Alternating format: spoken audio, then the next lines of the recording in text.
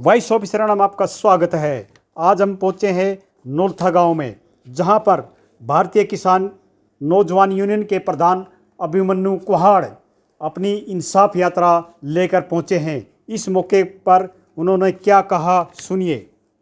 किसान कौम की वह सरदारी जिसने 378 दिन 2020-21 में संघर्ष किया और उसके बाद लगभग 13 फरवरी से अपना आंदोलन खनौरी, शंभू और डबवाड़ी बॉर्डर पर जो कंटिन्यू चल रहा है, उसको लीड करने वाले किसान नेता भाई अभिमन्यु कुहाड़ हमारे बीच पहुंचे हैं।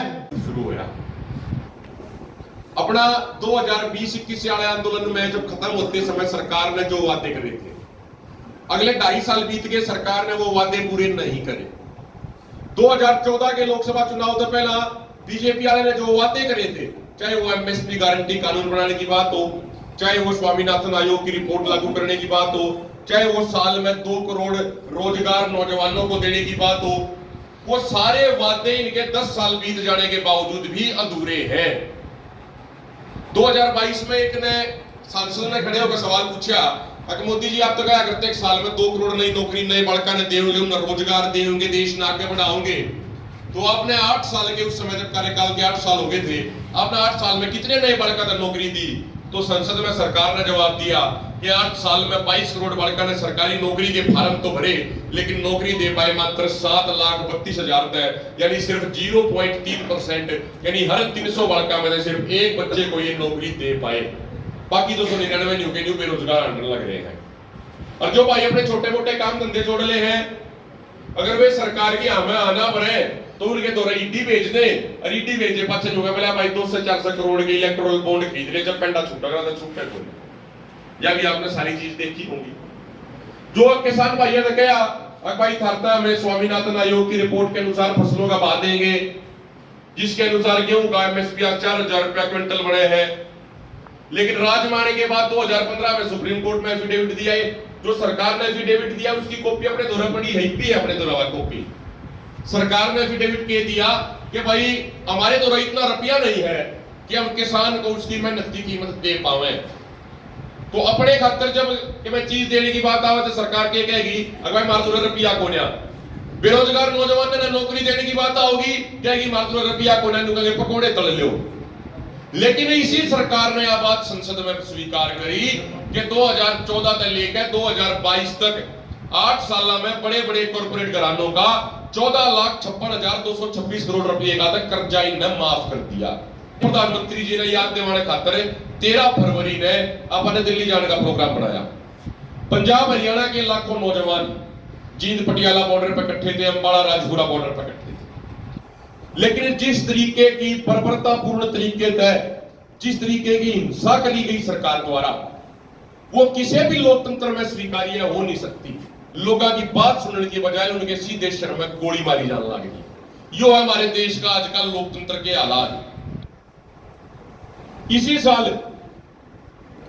जनवरी फरवरी में फ्रांस, बेल्जियम, जर्मनी, बहुत सारे देशों में उड़े किसानों ने भी आंदोलन शुरू करे, अपने ट्रैक्टर ट्रैली लेकर सड़कों पर आगे। 2 महीना 2.5 महीने आंदोलन चला, लेकिन उन्हें किसी सरकार की हिम्मत नहीं हुई, गोली की बात तो दूर, अगर अपने किसी किसान के ऊपर पानी की बौछार भी मारते। यो है लोकतंत्र। उन्हें भी यानी आंदोलन करने का अधिकार है।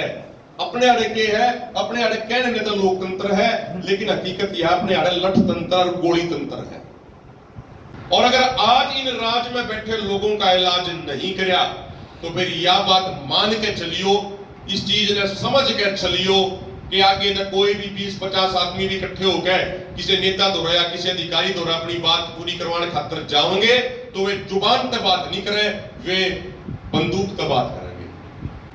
इस चीज ने समझ लो। आज हमने नहीं कहना जीवन हमारा कई दिन का होगा, लेकिन एक बात कहे समझ लो टाइम रहते, ना तो फिर ना तो समझने की जरूरत रहे, ना ही समझने लायक रहो। यहाँ पर सरकार जिस हिसाब की तैयारी कर चुकी है, सरकार जिस एजेंडे पर चल रही है, मैं कहूंगा भाई एक पे दिखाऊंगा, आप जान के हैरान हो जाओगे। ये सारे गांवों में ये जाकर हम दिखा रहे हैं, क्योंकि लोगों ने बेरा फटना चाहिए हमारे लिए हो गया है। जब लोग अपनी मांग मंगवाने खातर अपने ही देश की राजधानी दिल्ली में जाना चाह रहे थे, उस टाइम इसे घातक हथियारों का इस्तेमाल किया गया जो दूसरे देशों के लिए बॉर्डर पर इस्तेमाल किए जावे। ध्यान तो देख लो, अगर आज इनका इलाज नहीं किया राज्य में बैठे लोगों का, तो फिर हर गांव में सरकारी से हथियार का इस्तेमाल करके लोगों की जुबान में बंद करने की प्रयास हर तरीके से करेगी। जब 15 फरवरी की मीटिंग थी तो ये हथियार हमने सरकार को दिखाए, मंत्रियों को दिखाए।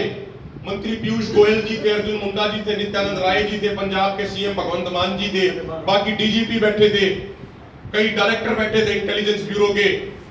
तो हमने उनसे कहा कि भाई यो क्या करने लग रहे हो, बात माननी ना माननी वो अलग बात है, लेकिन आप यो क्या करने लग रहे हो, ये किन हथियारों का इस्तेमाल आप करने लग रहे हो।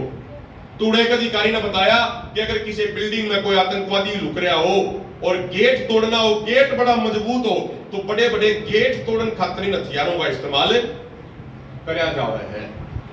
लेकिन इनकी बार इस्तेमाल इनके ऊपर किया गया जो 22-22, 25-25 साल के नौजवान, 80-80 साल के बुजुर्ग जो अपने ही देश के प्रधानमंत्री को उनके खुद के वादे याद दिलाने खातिर अपने देश की राजधानी में जाने लग रहे थे, उन नौजवानों के सिरों को और छाती को निशाना बनाकर इन हथियारों का इस्तेमाल किया गया। और एक दो नहीं, कई हजार राउंड इसे हथियारों के इस्तेमाल करे गए। दूसरी चीज और देख लो, जो खोल है, फायर तो इतने करे इसे हजारों की संख्या में खोल हमारे पास पड़े हैं जो पुलिस वाला ने इस्तेमाल करे, और ये इस्तेमाल करके बाकी तो कुछ अपने गेलियां चुग लेंगे, बाकी कुछ तगाजे में उनके ये पड़े रहेंगे। इस तरीके के हथियारों का इस्तेमाल, ऐसे बहुत गणे हथियार हैं, इसी जहरीली गैस जिनके डिब्बे जब वो चेक कराए तो मेरा पाटिया कि 1993 की संधियों के अनुसार इंटरनेशनल लेवल पे जो हथियार, जो गैस बैन है, जिन गैसों का इस्तेमाल नहीं हो सकता, जो जहरीली गैस है, वे लोगों के ऊपर मारी गई। जब हमने चेक कराया तो पता लगा वो ऐसी गैस थी, अगर कोई प्रेग्नेंट महिला उस गैस की चपेट में आ जावे तो उसका बच्चा गिर जाएगा। कोई मर्द मानस अगर उनकी चपेट में आ जावे तो उसके बच्चे पैदा करने की क्षमता हमेशा के लिए खत्म हो जाएगी। कोई अगर किसी मानस चपेट में आ जावे तो उसकी आंखों की रोशनी भी हमेशा के लिए जा सके है। इस तरीके के खतरनाक हथियारों का इस्तेमाल सरकार द्वारा, प्रशासन द्वारा लोगों के ऊपर किया गया। जब 3 फरवरी ने नारनौंद में बड़ी रैली करी इस आंदोलन की तैयारी खातिर, पूरा 20-25 हजार लोगों की संख्या जुटी और लोगों ने कहा कि आंदोलन में तन मन धन साथ है, तो उड़े तो सरकार के पाए के तले की जमीन खिसकी और सरकार ने एकदम तय 50,000 की पैरामिलिट्री फोर्स बालते हरियाणा में मंगवा ली। इन्होंने उस समय कोई सा गांव नहीं छोड़ा, सारे गांव में फोर्स भेज के नौजवान बड़कर धमकी देगा थारे पासपोर्ट रद्द करा देंगे, थारी गैलियां न्यू करा देंगे। पानीपत जिले के भी 24 किसान भाइयों को जेल में भेजा गया जो शांतिपूर्ण तरीके से उस आंदोलन में शामिल होना चाह रहे थे। सोनीपत के सैकड़ों साथियों को एक दिन पहले ही गिरफ्तार किया गया, हिसार के साथियों को गिरफ्तार किया गया। इस तरीके का व्यवहार किया गया जैसा व्यवहार जानवर के लिए को नहीं होता। लेकिन उस सब के बावजूद, सरकार द्वारा इतना दमन करने के बावजूद 13, 14 और 21 तारीख को खेतों के रास्ते से हरियाणा के भी हजारों नौजवान वहां पहुंचे जहां पंजाब के लाखों किसान नौजवान पहले ही जमा थे, और बड़े ही शांतिपूर्ण तरीके से अपन उस आंदोलन को चलाया ही नहीं। हमने नौजवान ने देख के बात कही, किसान ने देख के बात कही कि हमने ये आंदोलन शांतिपूर्ण तरीके से लड़ना है, चाहे हमारे ऊपर किसाई हमला हो जावे, लेकिन हमारा हाथ नहीं उठना चाहिए, क्योंकि जो आंदोलन लड़े जाया गए, जो आंदोलन जीते जाया गए, वे शांतिपूर्ण तरीके से ही आंदोलन जीते जा सके हैं। हिंसा का मुकाबला हिंसा के लिए नहीं किया जा सकता। और हमने गर्व है इस बात का कि हमारे किसी भी साथी ने, बुजुर्ग ने इस आंदोलन में, पिछले आंदोलन में 1% भी, 0.1% भी हिंसा करने की कोई कोशिश भी नहीं करी, करने की तो बात नहीं। और देखो, ऐसा नहीं है कि आंदोलन का सरकार के ऊपर दबाव ना हो। आज देख लो, पहला क्या होया करता 2019 में जब ये कोई भी राजनेता अपने गांव में आया करते तो गांव आया में होड़ मचा करती। अगर सबसे पहला इस राजनेता का नोटा की माला कौन गालेगा, सबसे पहला अपने घर में ले जाकर काजू कतली की बर्फी कौन खवाओगा, इस बात की होड़ मचा करती है कि नहीं मचा करती। लेकिन आज क्या हो रहा है, जब ये गांव में जावे है, चरखी दादरी की प्रेतई का डिस्ट्रिक्ट है, जब भाजपा के लोकसभा सांसद उन्हें भाषण देने गए, पहला तो 2 आदमी मौजूद और उन्होंने खड़े होकर बोले भाई भाषण तेरा बहुत सुन लिया, नहीं बता दे कुछ 22 साल के नौजवान बालक शुभ करने का गोली कहती मार दी। न्यू बता दे जो हमारे देश के किसान हमारे देश की राजधानी में जाना चाहते वे जानते क्यों रोक दिए, उनके ऊपर जहरीली गैस का इस्तेमाल क्यों कराया गया। आप कितने भी देख लो, सोनीपत में, पानीपत में या कितने भी हिसार में, सिरसा में, फतेहाबाद में, रोहतक में, अंबाला में, सारे की देखा काजू कतली खवाने की बजाय लोग जाग के और इन राजनेताओं का सवाल पूछने लग गए। तो कहने का मतलब क्या है, आंदोलन का सरकार के ऊपर इतना दबाव कि सरकार बोली कि भाई आप 23 फसलों पर एमएसपी गारंटी मांग रहे हो, हम गेहूं और धान पर खरीद न्यू जारी रखेंगे, इसके अलावा 10 और फसलों में अरहर, उड़द, मसूर, मक्का, नरमा, बाजरा, सरसों, सूरजमुखी, तोरिया, जूट, इन 10 और फसलों पर एमएसपी में खरीद की गारंटी दे देंगे। लेकिन किसान और मजदूरों की कर्ज माफी के मुद्दे पे और स्वामीनाथन आयोग की रिपोर्ट लागू करने के मुद्दे पर सरकार ने कोई जवाब नहीं दिया। मेरे बुजुर्गों, नौजवान भाइयों, एक बात स्पष्ट कह दे कि हम ना तो किसी पार्टी की वोट मांगना रहे, ना किसी पार्टी का आप समर्थन करते और ना समर्थन करने की कहना रहे। हम तो न्यू कहें कि विपक्ष वाले आवा उन तभी गामा में सवाल पूछो जिस तरीके से सत्ता में बैठे हुए लोगों का सवाल पूछने लग रहे हैं। हमारे सारे साथी यहाँ पे बड़े बुजुर्ग हैं, सारे के सारे हमारे पंजाब से भी जो लीडरशिप है वो यहाँ पे मौजूद है। तो हम तो सबके माध्यम से और आप सबके माध्यम से यही संदेश देना चाह रहे हैं कि ये किसानों की, मजदूरों की, 36 बिरादरी की, सभी धर्मों के लोगों की करो या मरो की लड़ाई है। जो 13 फरवरी से आंदोलन चल रहा है, इसमें तमाम साथी सहयोग करें और 19 तारीख को, 19 मई को हरियाणा की स्टेट लेवल की रैली जिला कैथल के गांव पाई में किसान मजदूरों की रैली रखी गई है, जिसमें लाखों की संख्या में किसान मजदूर पहुंचेंगे।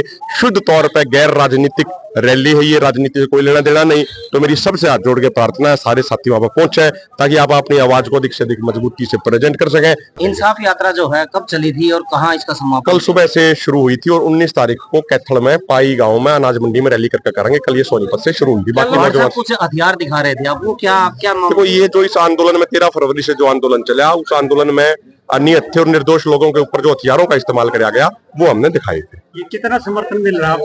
बढ़िया, बहुत अच्छा समर्थन मिल रहा है और लाखों की संख्या में लोग 19 तारीख को आई पहुंचेंगे।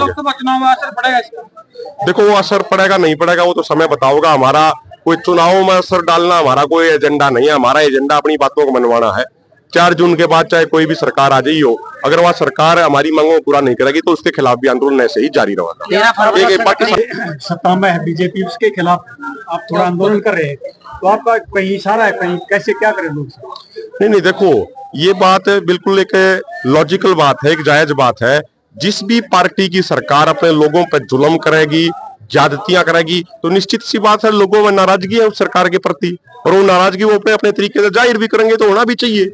अगर मान लो कल को कोई नई सरकार आ जा सत्ता में, अगर वह गलत काम कर रहा है तो उसके खिलाफ भी जब लोगों में नाराजगी बनेगी, उसको वो भी शांतिपूर्वक तरीके से अपने अपने माध्यम से जाहिर करनी चाहिए। उसमें